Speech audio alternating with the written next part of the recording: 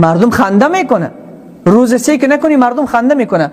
به خدا قسم نه سید در اسلام جای داره، نه چلت در اسلام جای داره، نه سالت در اسلام جای داره، نه 6 ماهت در اسلام جای داره.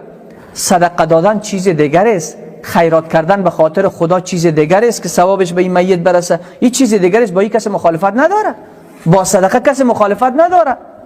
با این که در راه خدا چیزی را به خاطر میت بتی با این کس مخالفت نداره. اما مال یتیم را دادن با این دین مخالفت داره.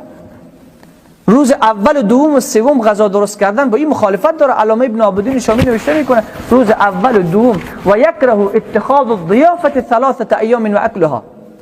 مکروه از ضیافت و مهمانی در 3 روز اول که وفات کرده یک کسی از خانواده و خوردن از او.